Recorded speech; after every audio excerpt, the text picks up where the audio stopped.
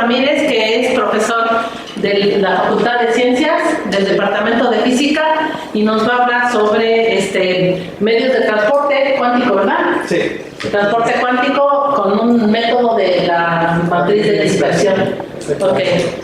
Gracias por muchas gracias, Aldo, también por la invitación. Bueno, les comento un poco a qué me dedico. Mi área de estudio es estado sólido. Y cuando hablamos de estado sólido, lo que uno siempre trata de resolver es un problema de muchas partículas, en realidad del orden de 10 a la 23 partículas, y determinar cómo se comporta este tipo de sistemas en diversas propiedades.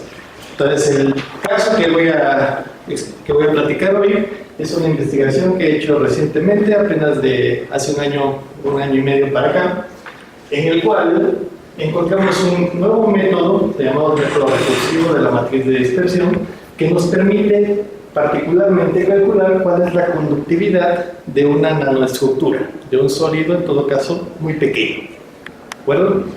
Esta plática va a abordar los siguientes temas. Primeramente, muy a grandes rasgos, cuál es el problema de la dispersión, qué es el transporte cuántico coherente, que es algo que sucede cuando nosotros tenemos un medio o un sistema muy pequeño, qué ocurre cuando agregamos defectos en ese tipo de estructuras, seguido de explicar cuál es este método al que nos referimos, el cual, como les dije antes, es un medio para abordar un problema de muchas partículas, un sistema muy grande, de una forma que sea realizable, tal vez no analíticamente, pero sí de forma numérica con ayuda de una computadora.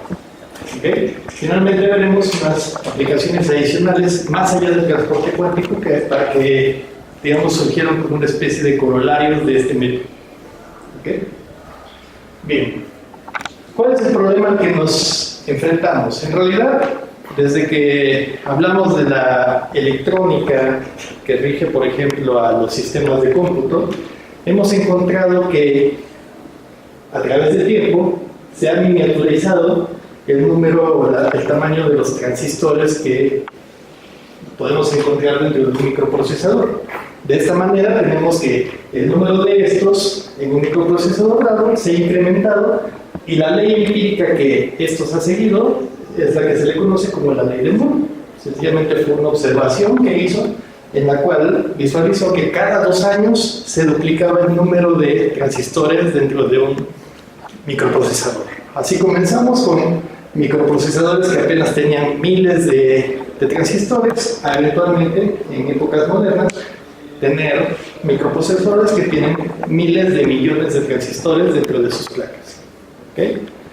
A partir de eso, entonces, lo que tenemos es, pasamos de tener una computadora que ocupaba salas de edificios enteros. Esta es una computadora de un banco en Canadá en 1960, a después, con la invención de los transistores, el desarrollo del primer microprocesador, en este caso por Intel, que tenía alrededor de 3003 transistores, se pudo reducir el tamaño de estos. Aquí tenemos la primera computadora personal en 1975, la primera laptop en 1981 por Epson. Curiosamente ya no se dedica principalmente al cómputo, se dedica a las áreas, pero finalmente fueron los primeros desarrolladores de una laptop. Quizás no se parece nada a una versión más moderna que podemos encontrar en los 90s. Eventualmente tenemos sistemas que son no solamente compactos, sino además muy livianos, y recientemente, 2010, incluso en la actualidad, todavía mejores sistemas más compactos que pueden realizar la capacidad de computadoras anteriores en algo que cabe perfectamente en nuestras manos. ¿Okay? La clave de todo esto ha sido finalmente la miniaturización. Nosotros tenemos que este proceso permite ahorro de energía, permite que el sistema sea mucho más eficiente en cuanto a velocidad y otro tipo de factores que finalmente nos han beneficiado.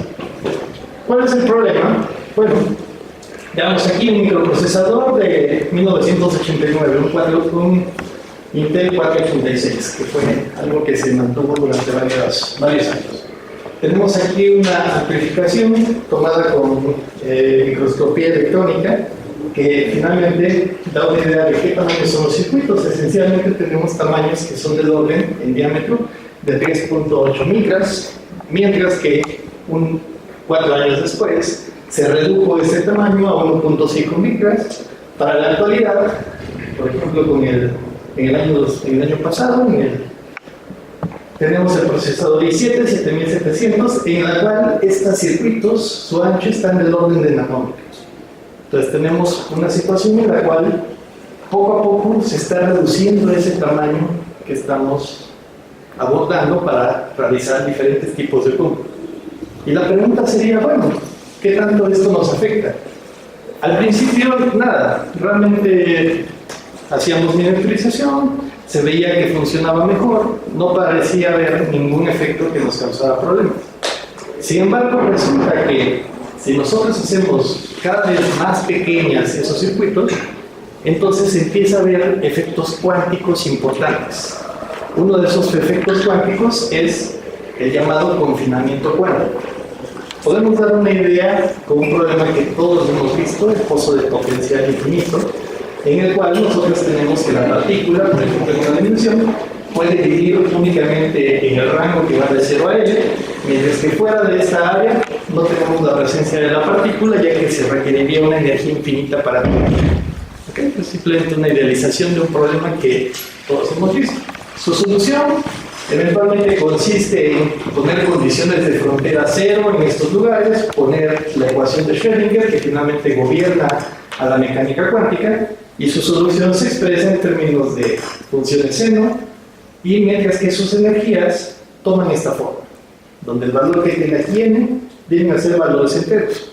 Entonces, de esta manera es discreto. No tenemos espectros de energías continuos como ocurre en la mecánica clásica. ¿De acuerdo? Sin embargo, llama la atención algo adicional. ¿Qué pasa si este sistema se hiciera más pequeño? Entonces, en este caso, lo que nos está diciendo esto es las energías automáticamente van a aumentar en su magnitud. De esta forma tenemos que para una L más pequeña, las energías se vuelven todavía más discretas. De hecho, lo contrario lo podemos observar también. Si nosotros pensáramos en un sistema que tiene, en donde las partículas están encerradas en esa caja, pero esa caja es muy grande, entonces los niveles energéticos van a estar muy cercanos uno de otro, de tal forma que eventualmente obtendremos ese continuo que observamos clásicamente. ¿De acuerdo? Entonces, este efecto finalmente de ver a los estados o a las energías discretas se enfatiza cuando nosotros reducimos el tamaño del sistema. ¿Ok? Bueno, les decía, voy a hablar de un problema que se llama el problema de la dispersión. ¿En qué consiste este problema? En su caso más general, nosotros podríamos pensar, imagínense que generan una onda de agua en la superficie de un lago y por ahí tienen algo que finalmente sirve de estorbo para la propagación de esa onda. Eventualmente ese estorbo puede provocar ondas reflejadas, ondas en general, complicar un poco la situación que nosotros teníamos originalmente. ¿Cómo se ve esto a nivel cuántico? Podríamos pensar, por ejemplo, que tuviéramos un alambre de oro, otro alambre de oro por aquí y un alambre de cobre conectando a esos dos alambres de oro. Si nosotros quisiéramos modelar en una primera aproximación este tipo de sistemas, lo que nosotros veríamos es, pues bueno, donde está el oro hay menos potencial, de alguna manera se facilita el movimiento de los electrones, mientras que donde está el cobre, aunque todavía es sencillo mover electrones, es un poco más complicado de hacer que en el oro. Después de todo, el oro es mejor conductor. ¿Okay? Tendríamos entonces un potencial de este tipo. ¿Cómo se resuelve este potencial? Bueno, en general, lo que observamos aquí es ¿qué tipo de efectos podemos tener? El primero de ellos es recordar los electrones en la mecánica cuántica son partículas que se comportan como ondas. ¿Ok? Eso quiere decir que nosotros tendremos una onda que está representando a los electrones. ¿Y qué puede pasar con una onda cuando observamos un cambio? Al igual que ocurre en la superficie de un lago, puede ocurrir que esa onda se refleje o puede ocurrir que esa onda se transmita. Si nosotros tomamos entonces estas expresiones y estos coeficientes que observamos aquí, podemos obtener a su vez la probabilidad de que se transmita y la probabilidad de que se refleje. ¿De acuerdo? Sí, es un problema simple. Entonces, en este caso, sencillamente queremos observar qué tanto se refleja, qué tanto se transmite una vez que incidimos electrones sobre esta estructura. ¿De acuerdo? Su solución, bueno, ¿qué pasa ahora si hacemos esta superficie, esta sección donde está el cobre, muy pequeña? Entonces, tendríamos algo como esto, entonces, en lugar del escaloncito que antes teníamos. ¿De acuerdo? Si eventualmente mandamos este ancho a cero, mandamos esta altura del potencial infinito, pero mantenemos el producto como algo constante, entonces lo que estaremos modelando es algo que le llamamos una función delta de viaje. ¿Ok? Al igual que antes, tenemos entonces algo que incide, algo que se refleja, algo que se transmite. ¿De acuerdo? Resolver este problema matemáticamente también es totalmente realizable. Nosotros tenemos en general una solución que se presenta a la izquierda, una solución que se presenta a la derecha, que son las sumas de estas dos expresiones que tenemos aquí. Son finalmente soluciones que representan ondas que viajan a la derecha o a la izquierda, en el caso de la izquierda, y una onda que viaja solamente a la derecha, en el caso de la derecha. ¿Ok? Entonces, existen además condiciones que a la frontera de esta delta nos dicen que la función debe de ser continua, mientras que sus derivadas tienen que ser discontinuas de una manera particular. Aquí tenemos, por lo tanto, dos ecuaciones con 1, 2, 3 incógnitas por determinar. En este caso, normalmente consideramos que nosotros podemos controlar con qué intensidad está incidiendo la onda, entonces A viene a ser un parámetro libre, mientras que tau y r son parámetros por determinar. Por lo tanto, tenemos dos ecuaciones, dos incógnitas, el problema es totalmente soluble. ¿De acuerdo? En forma matricial lo podríamos poner de esta forma: una matriz de 2×2 multiplicado por este vector igual a este vector solución, el cual entonces podría resolverse, por ejemplo, invirtiendo las matrices, etc. Algo que finalmente es una ecuación, son dos ecuaciones acopladas que todo el mundo ha visto alguna vez. ¿Ok? Como resultado de ello, entonces, podemos calcular cuánto vale la tau, calculamos este factor y encontramos entonces cómo se comporta la transmitancia como función de la energía del electrón que estamos nosotros incidiendo. ¿Qué es lo que nosotros observamos entonces? Existe una probabilidad no cero de que la partícula se transmita siempre, sin importar qué energía lleve esto, lo cual eventualmente contradice lo que se espera observar en un fenómeno clásico. Nosotros, si aventamos, por ejemplo, una pelota contra la pared, esa pelota sencillamente nunca va a atravesar la pared. Mientras que si aventamos un electrón, ese electrón tiene una probabilidad de que lo atraviese o de que se refleje. En este caso, entonces, esta función representa la probabilidad de que lo atraviese. ¿De acuerdo? Entonces, vemos algo interesante aquí. En general, la probabilidad nunca va a ser 1, siempre vamos a tener que, después de aventar muchos electrones, algunos de ellos van a pasar, algunos de ellos no van a pasar. Y entre más energía lleven los electrones, más de ellos van a atravesar la pared. ¿Okay? Simplemente es lo que significa esta figura. Hagamos una complicación de este problema. ¿Qué pasa si ahora tenemos dos deltas? Entonces resulta en este caso que si nosotros hacemos incidir una onda, esta onda se puede transmitir o se puede reflejar. Ahora, la que se transmitió, a su vez, se puede transmitir a su vez o se puede reflejar. ¿De acuerdo? Esta que se reflejó, a su vez, puede hacer toda una variedad de cosas aquí, de tal forma que nosotros tenemos que, en general, este es el comportamiento que esperamos observar al tener dos deltas. Lo importante es, siempre que entre una atraviesa y una se refleja. A final de cuentas, lo de en medio, técnicamente hablando, no se importa mucho. ¿Qué efecto tienen las deltas? Igual que antes, la función es continua acá, su derivada tiene una discontinuidad de una forma particular. Lo mismo ocurre acá.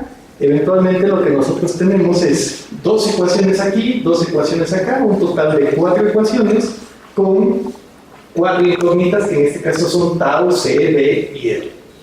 ¿Okay? Este problema entonces es totalmente soluble, lo podríamos poner como una matriz por un vector igual a un vector solución. Si tomamos esta matriz y la invertimos, tenemos la solución de esta parte. ¿Ok? Bien. ¿Qué es lo que resulta cuando nosotros revisamos cuál es la transmitancia, la probabilidad de que una partícula que incidió por aquí atraviese todo este sistema y llegue al otro lado. Encontramos algo como esto, entonces. Entonces llama la atención aquí una serie de cosas. No solamente existe esa probabilidad de que atraviese, existe incluso situaciones en las cuales, para ciertas energías del electrón, la probabilidad de que atraviese el sistema completo va a ser 1. Siempre lo va a atravesar. ¿Ok? Y eventualmente tenemos oscilaciones de esta propiedad. Y uno se preguntaría, bueno, si nosotros incidimos una onda aquí, esa onda en principio podía reflejarse y podía transmitirse. Entonces, si se transmitió por completo, significa que nunca se reflejó. ¿Pero qué pasó aquí entonces? ¿Qué pasó con esta que estaba acá? Pues ocurre un fenómeno súper raro que solo ocurre en mecánica cuántica y finalmente en situaciones donde las ondas dominen.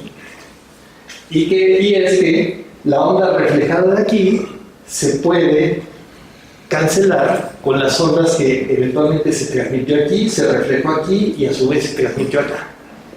Entonces, en ese sentido, tenemos un fenómeno que se vuelve mucho más complicado a que si nosotros tuviéramos una situación en la cual vemos a cada uno de estas deltas como algo individual.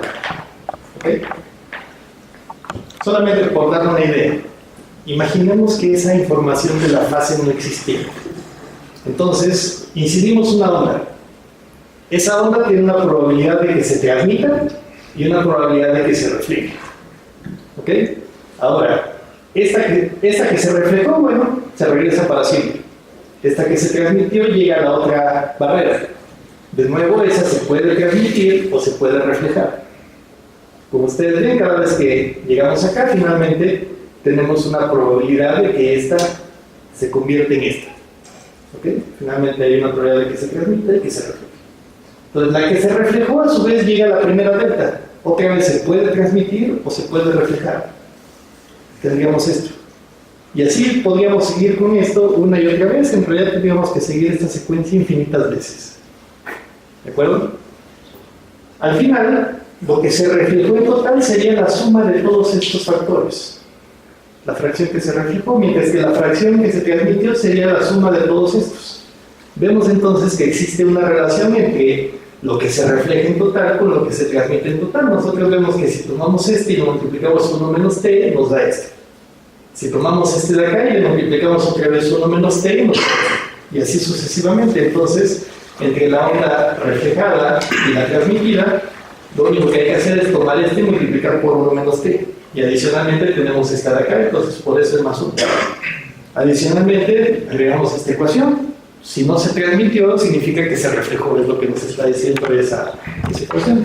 Si nosotros resolviéramos este problema de esta manera, sin importarnos la fase, entonces, esta era la solución de una sola delta. La solución de dos deltas quedaría simplemente así. No se parecen absolutamente nada a la verdadera. Entonces, esto nos da una idea de la complejidad que surge cuando nosotros tomamos en cuenta la presencia de fases y el hecho de que nosotros estamos trabajando con una onda y no con partículas. ¿Ok? Bien. ¿Por qué nos importa entonces esa fase? Bueno, si nosotros observamos cómo se comporta un material, resulta que hay diferentes longitudes características que caracterizan a ese material. Una de ellas es la longitud con la que se mueven los electrones. Esta viene a ser la longitud de Fermi. Esa longitud suele ser del orden de angstroms en caso de metales y en algunos semiconductores puede llegar hasta centenas de angstroms. ¿Ok? Tenemos otro detalle que es esta que se llama longitud de camino libre medio. ¿Qué significa esto? Nosotros tenemos que una partícula que viaja en un sistema puede chocar de vez en cuando con diferentes impurezas de ese sistema, de tal forma que esos choques hacen que cambie su dirección.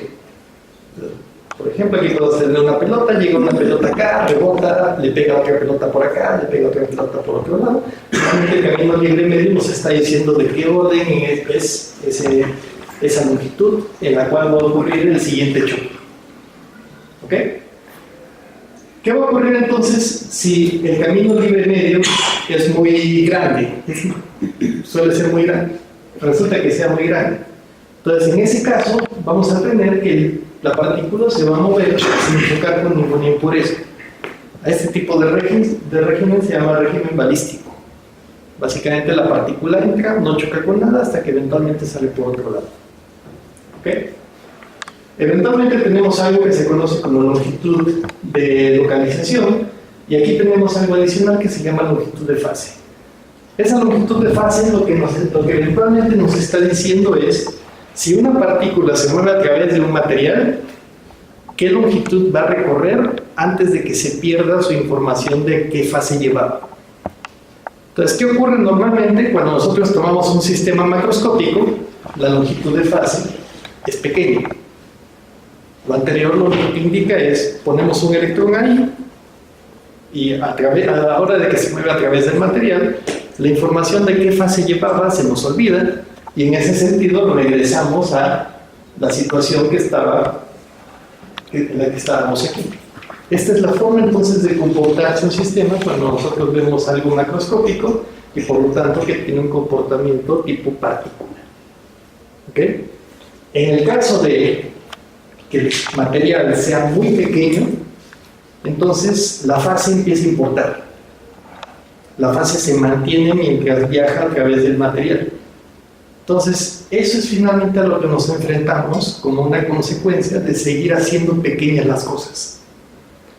Mientras que antes era un sistema muy grande en la que la información de la fase no nos importaba, a la hora de empequeñecer todos los dispositivos electrónicos, los transistores, las conexiones, etc., la fase empieza a ser un factor relevante. Nos cambia entonces automáticamente de un resultado de este tipo a un resultado de este otro tipo. ¿Ok? Esa es la razón entonces, o el motivo de por qué este tipo de cosas o este tipo de estudios es importante. ¿De acuerdo? Bueno. Solamente para dejar una idea aquí, ¿qué pasaría si ahora tenemos n impurezas que podríamos aproximar como n deltas? Al igual que antes, cada delta representaría dos ecuaciones. En total tendríamos 2n en total ecuaciones, y a su vez tendríamos 2n incógnitas que la podríamos perfectamente plantear de nuevo como una ecuación matricial. Resolver este problema entonces implicaría tomar esta matriz, invertirla, multiplicarla por el vector solución, y con eso tenemos la información que nos interesa. Sin embargo, computacionalmente, ¿cuánto se lleva a invertir una matriz? En este caso tenemos una ventaja para este problema particular, y es que la matriz resultante es una matriz tridiagonal. Entonces, en el caso tridiagonal, necesitamos almacenar del orden de n números cuando se vuelve este sistema muy grande, mientras que el tiempo de cómputo para hacer la inversa crece como orden n también. ¿De acuerdo? ¿Qué significa esto entonces?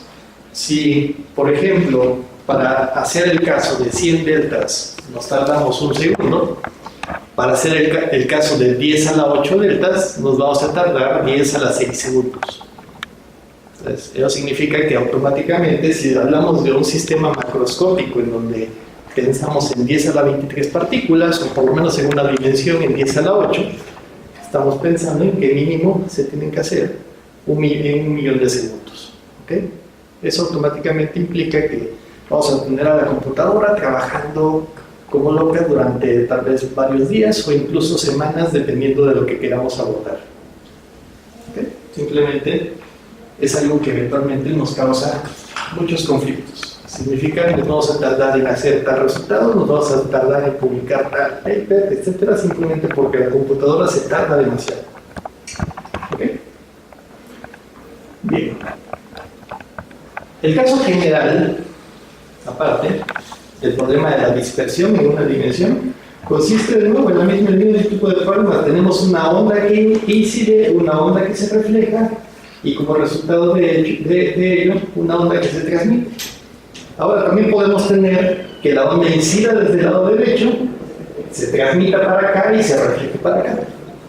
La solución más general es entonces una en la que inciden ondas por ambos lados y como resultado de ello tenemos una respuesta de este sistema a esas ondas incidentes.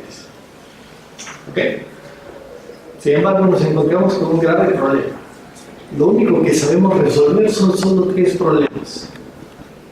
Este de acá, que ya les presenté, una barrera, le llaman de potencial, el caso de la delta de potencial, y el último es el caso del potencial escalar.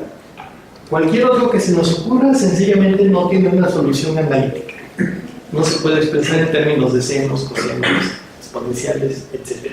Entonces, si queremos abordar un caso general, sencillamente no lo podemos hacer. Al menos no solamente con lápiz y papel. ¿Okay?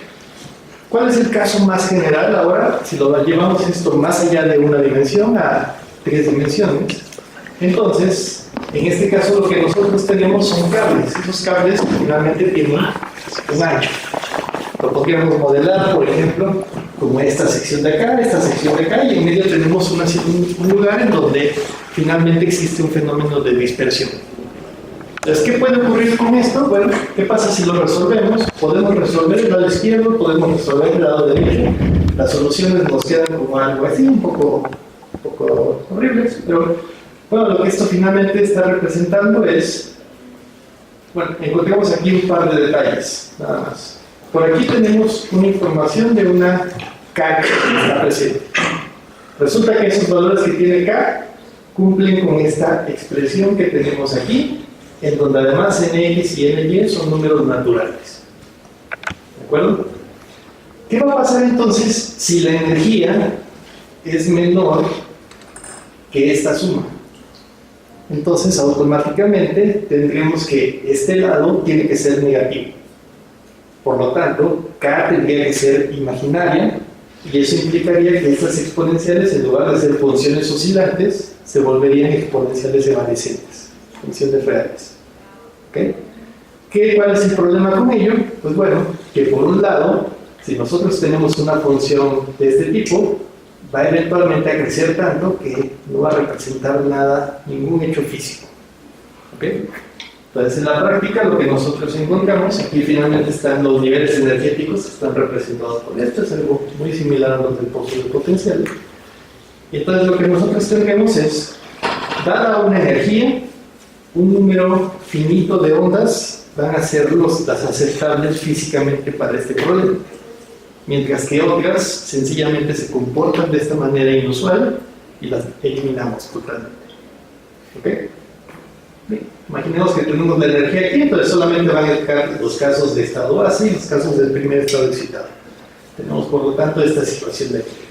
Y podemos tener además 2 versiones, unas que se mueven hacia la derecha y otras que se mueven hacia la izquierda en ambos lados. ¿De acuerdo? Entonces, lo que nos preguntaríamos, por ejemplo, es, hay muchas formas de que se mueva a la derecha, muchas formas de que se mueva a la izquierda, etc. Supongan que por el lado izquierdo tomamos una de ellas y hacemos incidir una onda. ¿Qué puede pasar en este caso? Al igual que antes, puede reflejarse o puede transmitirse. Sin embargo, la complicación está en que puede reflejarse de muchas maneras y puede transmitirse también de muchas maneras. ¿Ok? Entonces, eso mete muchísimo ruido y finalmente hace un problema mucho más complejo que el que nosotros teníamos en el caso unidimensional, donde solamente podía reflejarse de una forma o solamente podía transmitirse de una forma. ¿De acuerdo? Bien.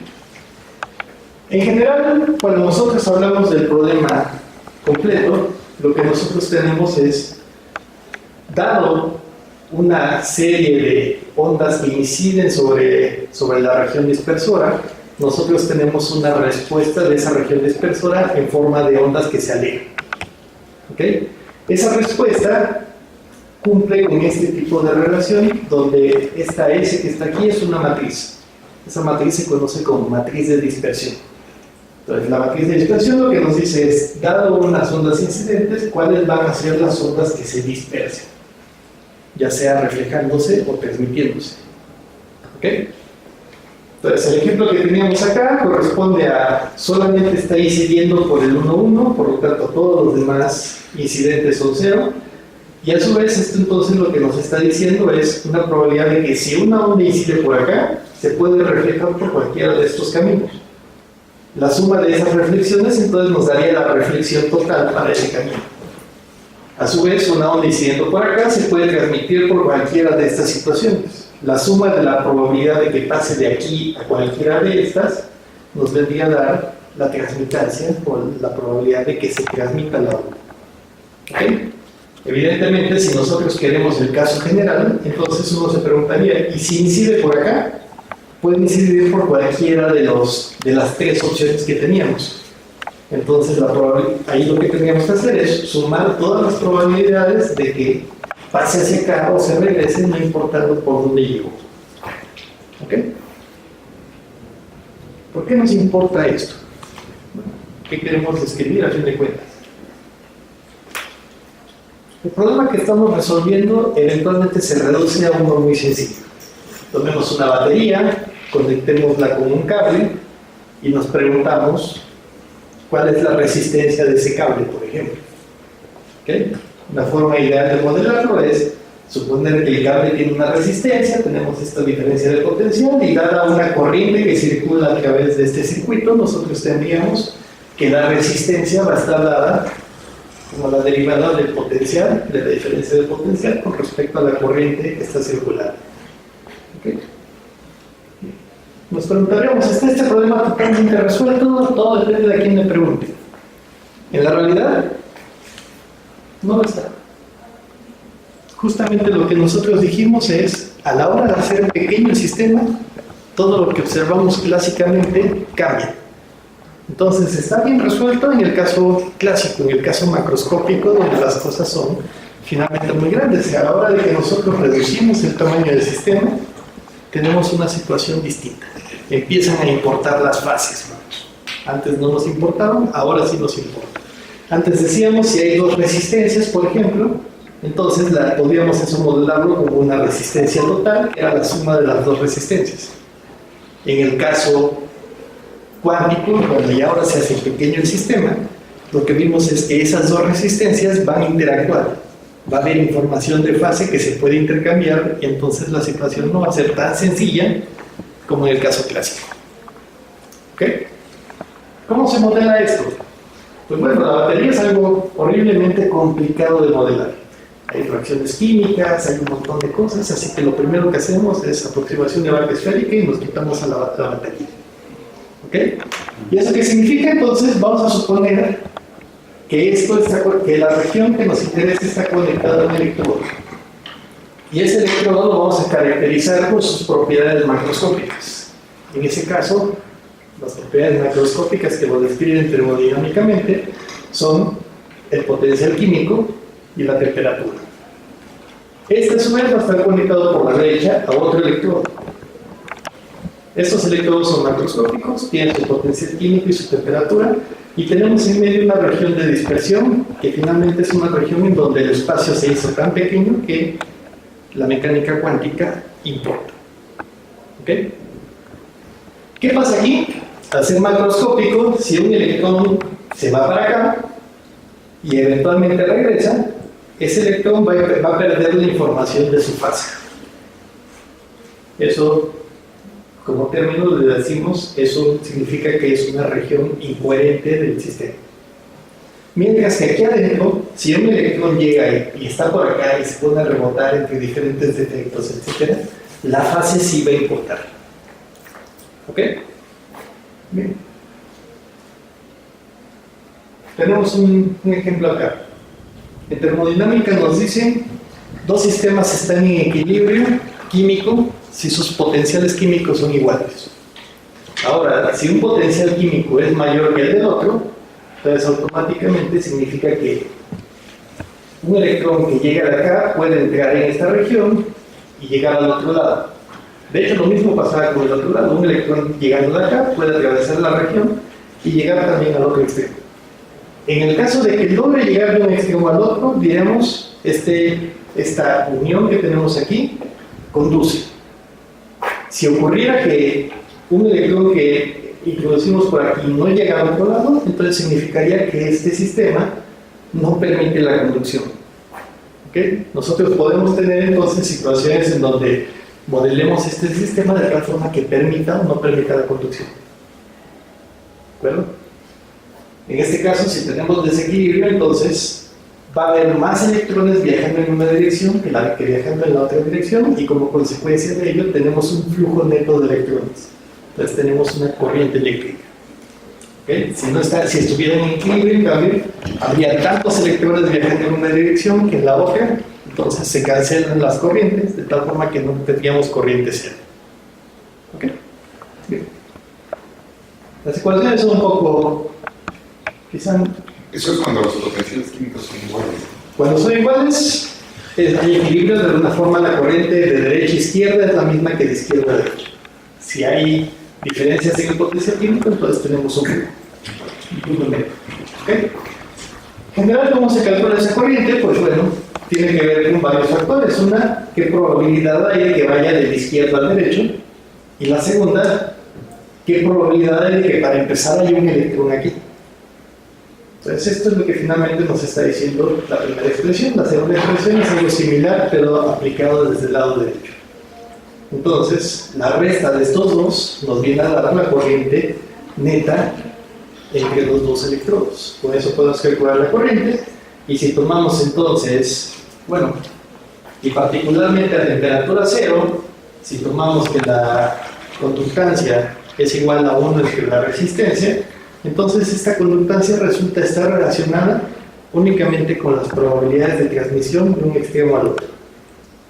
Esto nos da una idea entonces de por qué estábamos analizando el problema de la dispersión. Justamente la matriz de dispersión nos da esas probabilidades, las sustituimos aquí y tenemos información sobre la conductancia de ese sistema. ¿Okay? Experimentalmente se ha observado esto. Si hacemos muy pequeño un sistema, en este caso es una heteroestructura de galio y arsénico y aluminio arsénico, lo que observamos es justamente que vamos a encontrar situaciones en las cuales, si tenemos una energía muy baja, solamente hay unos cuantos canales activos para que se produzca la transmisión. Lo que antes decíamos, existen diferentes formas de que incide y que se refleje, y el número de ellas va a depender de la energía. Entonces, si subiéramos esta energía, eventualmente se activan otras formas. Entonces aumenta automáticamente la conducción. Entonces esto finalmente está representando ese hecho. Conforme tenemos más opciones, más energías, más opciones tenemos para que se produzca la conducción, y lo que observamos es entonces este patrón escalonado que no tiene nada que ver con lo que nosotros esperamos ver clásicamente, en donde, recuerden, clásicamente estos escalones se encuentran prácticamente formando un continuo, y por lo tanto, en lugar de tener escalones, tenemos algo que se parece más a una línea recta o una línea suave. ¿Okay? Finalmente es un efecto que solamente se observa por el hecho de que nosotros hicimos más pequeño el sistema. ¿Ok? Bien. Volvemos. No tenemos una solución general a este problema. Les voy a contar muy a grandes rasgos qué hicimos para solucionarlo. Primeramente, en lugar de solucionar este sistema, resolvemos dos sistemas más pequeños. Si se dan cuenta, este es un subsistema del de arriba, este también. Entonces, este de acá a su vez se puede expresar como ondas que inciden y ondas que se reflejan. ¿Qué pasaría si entonces la que entra aquí, o más bien, qué pasaría si estos dos sistemas los estamos separando por una distancia L? Resulta que la diferencia entre la que entra aquí y la que sale acá sería solamente una fase. Y esa misma fase sería para la que sale de aquí con la que entra acá. Entonces, ¿qué ocurre cuando hacemos esta distancia igual a 0? Automáticamente producimos el sistema de arriba, mientras que se cumplen este par de ecuaciones. Entonces, Si nosotros conociéramos cuál es la matriz de dispersión de este y cuál es la matriz de dispersión de este, haciendo este par de igualdades, conocemos cuál es la matriz de dispersión del sistema grande. Entonces, en ese sentido, dividimos el sistema. Con un sistema pequeño, con sistemas pequeños, conocemos el grande. Sin embargo, aquí seguimos teniendo el mismo problema. Ok, no sabemos resolver este. Lo único que nos está diciendo es si sabemos resolver sus subsistemas, ya lo hicimos, pero tampoco sabemos resolver este. ¿Ok? Entonces, ¿cómo lo resolvemos? Pues, ¿qué les parece si lo dividimos en un montón de cachitos?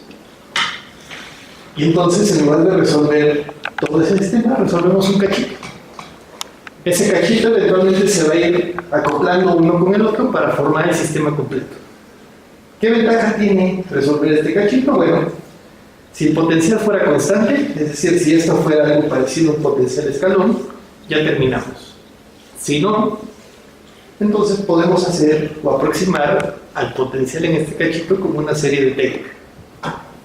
Y si tenemos una serie de Taylor, aplicamos condiciones de frontera, etc., y encontramos una solución general para este problema. Una solución que eventualmente está expresada en términos de una serie. Como ustedes saben, las series de Taylor llegan hasta infinito. Sin embargo, también sabemos algo adicional. Bueno, computacionalmente no podemos trabajar con series infinitas. Entonces, ¿qué hacemos con las series de Taylor? Las truncamos. Las dejamos en un valor finito. ¿Y cuál sería el error de provocar esa de truncarla? Pues un término que tiene que ver con el siguiente que estamos despreciando. Ahora, como esto es muy pequeño, entonces ese error prácticamente es nulo. De tal manera que la solución, podría decirse, es exacta hasta la precisión máquina que nosotros tengamos. Entonces, por decirles algo, ahorita les voy a presentar algunas gráficas. Con eso ya podríamos entonces obtener cuál es la matriz de dispersión en esa región. Este es un ejemplo de cómo lo aplicamos. Imagínense que tienen un potencial seno. Este no tiene solución analítica. Bueno, y encontramos y dividimos ese potencial en cachos, y a cada cacho lo aproximamos por un polinomio. Puede ser una constante, puede ser una cuadrática, o puede ser una lineal. Las expresiones de aquí o las gráficas de aquí vienen a representar cuál es la transmitación después de haber hecho eso. Y lo que observamos es la solución exacta, que es cuando hacemos muchísimas divisiones, es prácticamente igual a cualquiera de estas, aun cuando hicimos pocas divisiones.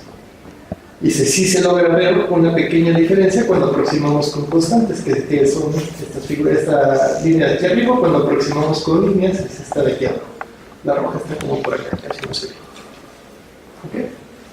Quizá eso no dice mucho, nada más nos dice, ok, cualquiera de ellas se hubiera parecido. ¿Por qué tomamos una más complicada? Pues bueno, el error relativo es algo que nos puede dar una idea de en dónde nos estamos equivocando. El exponente que tenemos aquí nos dice en qué cifra significativa está el error. Y lo que observamos es, este error relativo cae rápidamente. Podemos lograr entonces precisiones hasta más allá de la 20ª cifra significativa. Entonces, para cálculos generales, nosotros podemos tener una función o podemos tener una aproximación o un valor numérico que prácticamente se saca. Entonces, esta solución, por eso yo le prefiero llamar numéricamente exacta. Finalmente no tiene error, al menos que se pueda representar en términos de dígitos de la computadora. Y lo podemos hacer tan exacto como queramos, y sobre todo, el tiempo computacional que se lleva a realizarlo. Por ejemplo, aquí está un error de 10 a la menos 25. Puede ser equivalente a haber aproximado el potencial por constantes, sin embargo, tener un error sustancialmente más grande. ¿Ok? Muy rápido. ¿Cómo se modela un sistema más complejo? Generalmente se utiliza algo que se conoce como Hamiltoniano, de amarre fuerte, y les doy la idea muy general. Si nosotros estamos abordando átomos, esencialmente nos referimos a qué orbitales tiene ese átomo. Ahora, si manejamos moléculas, esos orbitales, lo que ocurre es que se superponen. De tal manera que podemos tener que el electrón puede estar aquí o puede estar aquí, y en realidad lo que ocurre es que está en una combinación de los dos posibles estados. ¿Okay? Gato de Schrödinger, si ustedes quieren. ¿Qué es un sólido? Lo mismo, es como una molécula, solamente que grandota. En este caso el electrón, de nueva cuenta, puede estar en cualquiera de los lugares, particularmente está parcialmente en todos lados, está difuso. ¿Okay? Entonces cada una de estas bolitas viene a representar situaciones en las que puede estar el electrón. Aquí podemos tener, por ejemplo, un sistema cristalino que se puede resolver de forma exacta y eventualmente se puede expresar en términos de ondas que entran y ondas que salen también. Entonces aquí también podemos analizar sistemas con defectos. Llega una onda, esa onda se puede reflejar o se puede transmitir. ¿De acuerdo? Una situación general podría ser algo como esto. Tenemos una región dispersora que está conectada a diferentes cadenas. Y entonces, ¿qué puede pasar? Si, digamos, una onda llega por acá, ¿por dónde puede salir esa onda? Por todos lados. ¿Okay? Nos preguntaríamos cuál es la probabilidad de que llegue por acá y se vaya a otro lado. Con eso podríamos tener algo que finalmente realice un sistema de procesamiento de información, por ejemplo. ¿Qué probabilidad hay de que salga por allá? Y, digamos, con cada resultado distinto tenemos algo a lo que le podemos dar utilidad. El problema completo entonces consiste en, dadas todas las formas en las que puede entrar, ¿cuál es la forma en la que puede salir? La forma de calcularlo, o la matriz que lo relaciona, es nuevamente una matriz de dispersión. Y al igual que antes, sucede que tenemos que resolver n ecuaciones acopladas para encontrar la solución de este problema. En la práctica, irrealizable si nosotros tenemos un sistema macroscópico. Simplemente son muchos sitios, invertir una matriz demasiado grande se lleva demasiado tiempo o puede incluso llegar a ser imposible de hacer en términos de memoria. ¿Okay? ¿Cuál fue entonces la forma en la que abordamos este problema? La misma que antes. Nosotros podemos dividir este sistema en dos partes, ver cuáles son las ondas que entran y ondas que salen a través de cada una de esas cadenas acopladas, y a la hora de hacer igual la que sale de aquí que la que entra aquí y la que sale de aquí que la que entra aquí para cada una de estas tres, entonces creamos el sistema fusionado. Entonces, esto lo demostramos, de hecho, analíticamente que esto funciona, y la ventaja de las demostraciones es que eventualmente encontramos cuáles son los detalles importantes a tomar en cuenta. Uno de ellos es, por ejemplo, si aquí tiene, digamos, una energía de sitio, y a la hora de fusionarse, si se dan cuenta ustedes, desaparecen estas cadenas que se utilizaron, y la nueva energía va a ser la suma de estas dos. A su vez, si estos estaban conectados con un palito, y estos también, que también tienen una relación que eventualmente indique cuál es la interacción, a la hora de conectarse va a estar conectado con la suma de esas dos interacciones. Entonces, con esto podemos manipular lo que sea. Digamos, lo que dice es, finalmente, si nosotros tenemos la matriz de dispersión de este, la matriz de este, podemos calcular cuál es la matriz de dispersión del sistema completo utilizando operaciones relativamente simples. ¿Okay? ¿Cuáles son los bloques básicos con los que podemos construir todos? Estos dos. Y para estos dos es sencillo calcular cuál es su matriz de dispersión de forma analítica. Entonces, ya tenemos con qué comenzar. Por ejemplo, si quisiéramos construir esta estructura, lo único que tenemos que hacer es tomar unas de estas, diferentes versiones de esta, diferentes versiones de esta, y podemos empezar a ensamblar. Por ejemplo, aquí en la primera parte lo que se hace es tomar esta de aquí y ensamblarla con esta de acá. Entonces, a la hora de ensamblarla, este se va a encimar con este y nos queda esta estructura. Después tomamos este y lo ensamblamos con este, entonces se lo pegamos por acá. Como resultado de ello se encima esta estructura aquí y nos queda esta estructura de acá. Y así sucesivamente. Entonces, ¿a qué nos recuerda esto? Armar un Lego. Finalmente, lo que nosotros tenemos para modelar cualquier estructura complicada, no importa qué tan complicada sea, es identificar qué piezas necesitamos y empezar a ensamblarlas. A diferencia de un Lego, nosotros sí tenemos todas las piezas que queramos. ¿Okay? Eso es algo adicional. ¿Qué pasa si queremos un sistema muy largo? Pues comencemos con esta pieza que se puede armar como antes dijimos. y tomemos esta pieza y la juntamos con otra igual. El sistema automáticamente duplica su longitud. Tomemos esta y otra vez con otra igual, duplica su longitud, etcétera, etcétera. Entonces, podemos en general modelar, o el sistema se comporta de tal forma que la longitud va a crecer, el tiempo de cómputo para tomar en cuenta longitudes va a crecer como órdenes del logaritmo natural de E. ¿Qué significa esto? Que si nosotros tenemos 10 a la 8 partículas de longitud, solo necesitamos repetir este proceso 30 veces. Eso quiere decir que si antes se tardaba un segundo, aquí solamente se tarda 30 segundos. Si antes decía se tardaba un segundo para el caso directo, en el caso general tardaba 10 a la 8 segundos. Entonces representa un ahorro considerable de tiempo computacional. Simplemente podemos abordar cosas macroscópicas y recuerden algo que es importante aquí, el resultado es exacto. No nos estamos dejando nada de fuera. Todo está incluido dentro de la matriz de dispersión que estamos manejando. ¿Okay? El último detalle nada más. En general, bueno, aquí modelamos como si fueran cadenas acopladas.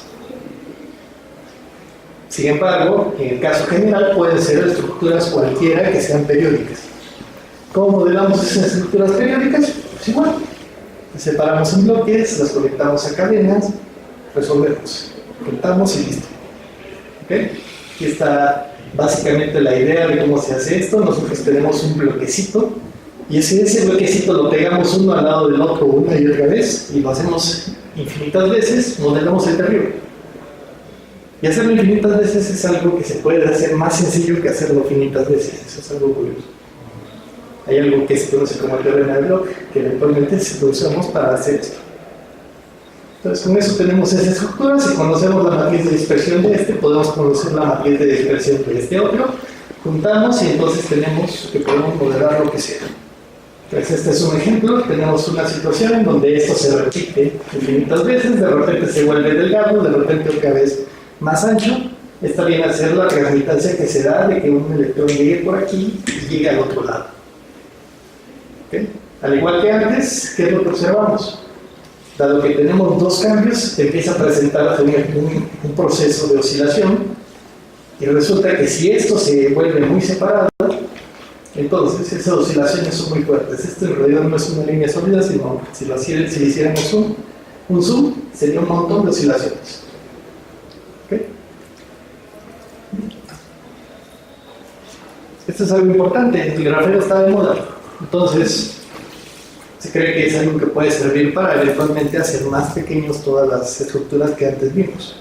Entonces, ¿cómo modelamos grafeno? Pues igual, dividimos en secciones, juntamos todo y listo. Podemos incluso agarrar una de estas y juntarla con otra por acá y entonces podemos hacer arreglos que podrían simular arreglos de transistores, por ejemplo, para ver qué tipo de procesamiento podemos obtener de él. Además, vemos una característica inusual de este método. Si nosotros ya calculamos este elemento, por ejemplo, este elemento nos puede servir también para calcular el correspondiente a este otro. Eso quiere decir que una vez que ya hicimos el cálculo, lo podemos almacenar y reutilizar en donde quiera que haga falta. ¿Okay? Bueno, esto simplemente es una idea. Uno de los detalles... O sea, como que cada pieza de Lego tiene asociada, ya la resolviste. Exacto. Y cuando lo armas, ya está resuelto. Lo puedo armar para pega porque diferentes. resolviste al armar el Lego. Exactamente. Exactamente. Esa es la gran ventaja que tiene. Entonces, no solo ahorran mucho tiempo, es reutilizable todo lo que ya se hizo antes. ¿Okay?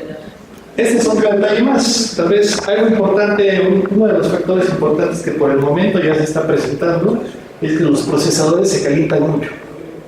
Y eventualmente eso resulta que es porque por procesos de tunelaje los electrones se están pasando de un lugar a otra región y ese proceso produce calentamiento y pues bueno, tratamos de evitar lo más posible el tunelaje, por ejemplo.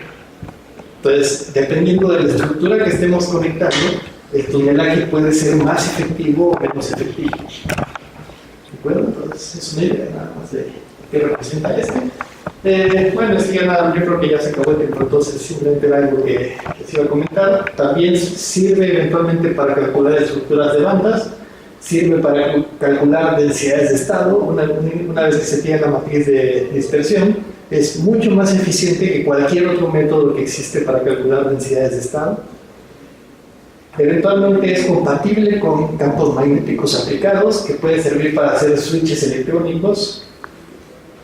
Y pues en general, dado que se trata de un problema de dispersión, este puede servir para otras áreas en las cuales la dispersión importa.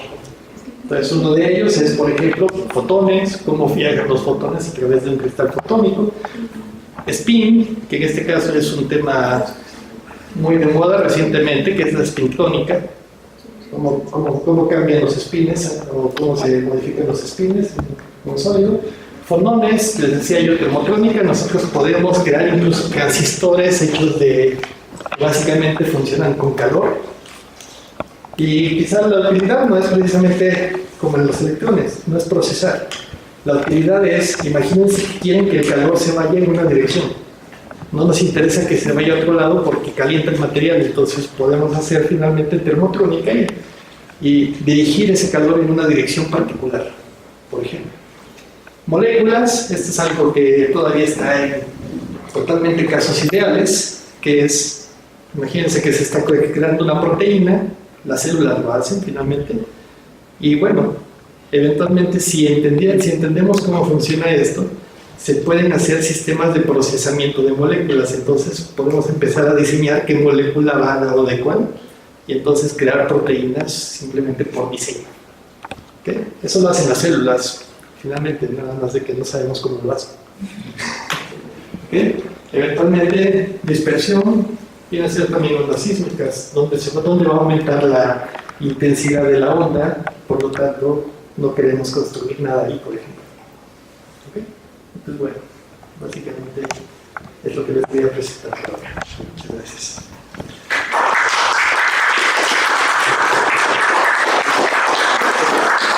¿Preguntas? Cuando tomas ahí las deltas, no importa la separación, la L, porque ahí no tomas en cuenta la L, ¿no? Ajá. En este caso de las deltas, digamos, es un límite cuando la L tiende a cero. Nada más la única regla es que al momento de que L tiende a cero, la altura se dispare de tal forma que el área se mantenga constante, el área bajo la curva. Entonces, en ese sentido, digamos, para las deltas no entra como factor particular qué valor tenga la L. Sí, porque el que no la tenías, pues ahí. Sí, exactamente. ¿Hay una diferencia específica entre el tie banding y la matriz de dispersión? Parecerían ser casi lo mismo. Bueno, tie banding es la forma de describir en este caso los hamiltonianos. La matriz de dispersión en este caso vendría a representar cómo se va propagando la onda única una vez que tú desacoplas, por ejemplo, el lado izquierdo del lado derecho. Ciertamente las soluciones en general se pueden expresar como algo en donde no nos importa precisamente visualizarlo como una onda que viaja a la derecha o una onda que viaja a la izquierda. Simplemente a la hora que si uno lo visualiza como dispersión, separa uno el problema, un problema del otro, ver esta parte del defecto como una cosa que eventualmente produce dispersión y se analiza en esta situación cuál es la propiedad que surge del valor de esto. Pero así, digamos, en el caso del tie banding viene a ser simplemente una forma de describir a los sistemas físicos cuando nos vamos a niveles atómicos. ¿Okay? Esencialmente lo que contienen es qué energía resulta de tener a un electrón en esta orbital, qué energía resulta de tener al electrón en el otro orbital y qué energía resulta de que el electrón pase de un orbital al otro. Entonces, en la práctica, en un sólido lo que ocurre es a los electrones no les gusta estar en un solo orbital, sino que les gusta automáticamente regarse a través de todo el material. Sin embargo, también esta parte de aquí que hablamos aquí es, bueno, si eso está conectado a algo y estamos provocando un suministro de electrones, ¿qué va a pasar con ese suministro de electrones? ¿Qué tantos de ellos se van a pasar? ¿Qué tantos de ellos van a regresar? Y si ocurriera, por ejemplo, que ninguno pasa, entonces creamos automáticamente un material que no conduce. Es como si tuviera un circuito abierto. ¿Okay? ¿Y qué tipo de orbitales estás tomando para la estimación de llamar el cuerpo? En este caso, Moleculares, atómicos, moleculares, PCAO. En este caso, de hecho, se puede, para todo lo que sigue, se puede tomar cualquier tipo de orbital. Puede ser desorbital tipo S, que son los que puse aquí por simplicidad, pero pueden ser otro tipo de orbitales. En general, nosotros podríamos tener, por ejemplo, una unión en la cual le conviene a los electrones compartirse con orbitales de este tipo, por ejemplo. Y en general, digo, tal y como está el diseño de todo lo que sigue, sí debe sin importar cuál tipo de orbital tengamos. El único detalle es, cuando se modela dentro de la amarre fuerte, cada tipo de orbital tiene que estar representado de forma individual. Digamos, no podemos decir el átomo o el electrón alrededor de este átomo solamente presenta este tipo de orbital, tenemos que considerar todas las posibilidades. O sea, son combinaciones lineales, ¿no? Sí, exactamente. Eventualmente eso hace, de hecho, que los cálculos sean muy pesados de realizar en la práctica.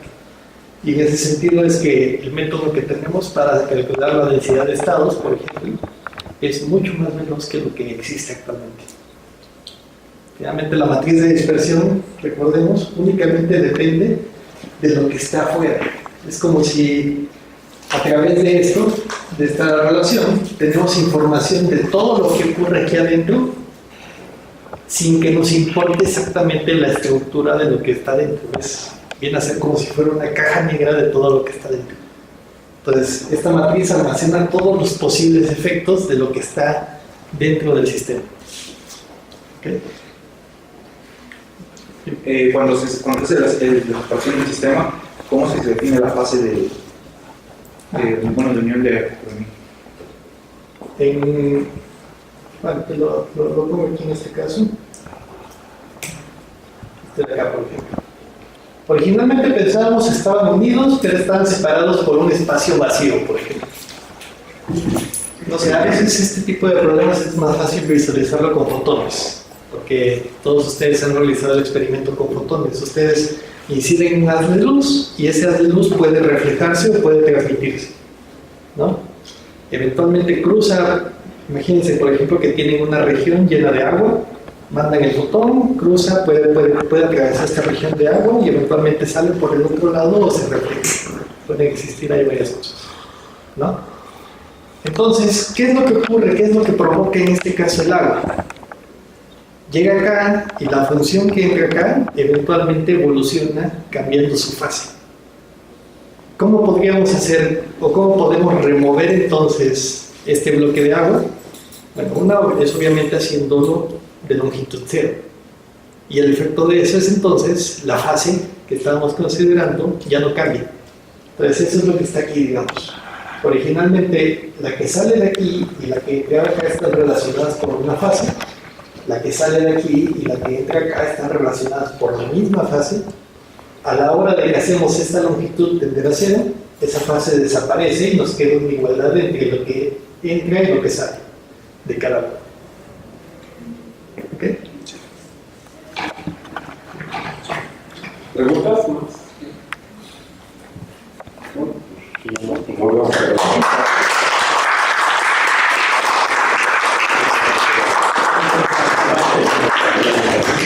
Perfecto. La